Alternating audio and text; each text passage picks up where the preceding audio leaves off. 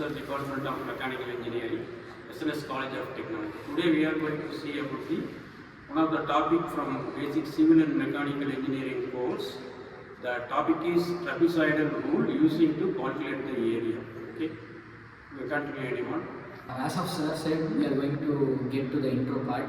That is the trapezoidal rule is a numerical method used to approximate definite integral values. Here we could state the problem by finding the exact area under a curve, which is not always easy to calculate. Here in this part, the trapezoidal rule plays a major role.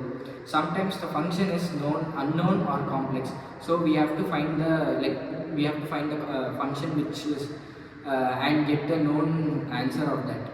So it is also used in real life connections, we could take an example in our real life, that is distance traveled by vehicle using speed at a fixed time interval.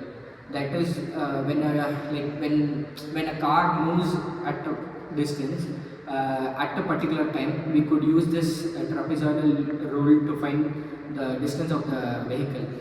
And here data is, we could also use it in the form of data, where data is often available only at specific points, not continuously. Okay.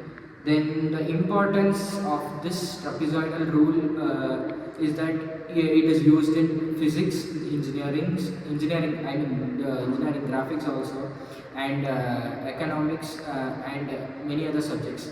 And it also helps with the, working with practical data instead of equations. Let's see the real world concept of this trapezoidal rule. While calculating the area of land in our real life, if it is in a rectangle shape or in a square shape, it would be easy for us to calculate its area. But coming to random irregular shapes, it is difficult to find the area of the land area. And as like in graph, for a speed and time graph, we can't able to find the area for the graph if the graph is so instantaneous. So for those concepts, usage of trapezoidal rule would be familiar and easy for them to calculate the areas. The usage of the trapezoidal rule is that the curves in the irregular shapes can be attained by the small straight lines in the trapezoidal rules. The formula is that the area of the trapezoidal rule is half into a plus b into height, which is the multiplication of both bases into the height square. It's the real life of the applications. See a real life example of this trapezoidal rule. In this trapezoidal rule, we can consider a car traveling from A point to B point. So for example, now if the car takes that, now as we are guessing that the car takes time from A point to B point is equal to 7 hours. But it is shown in that it will, if we move at a constant speed and constant acceleration and without any brakes, it will be 7 hours. But there are many irregularities and errors in between, like if there is some traffic around, the time might increase, and we can't go on a constant speed and acceleration at every time. The speed and acceleration might vary in different times due to some irregularities, like some traffic, or maybe the speed breakers or etc. stuff, and maybe weather condition, and it is very hard to be continuously traveling for 7 hours. So the car can get a halt in between of an hour, 1 hour halt, or 2-3 hours, not 2-3 hours, 1 hour halt in between.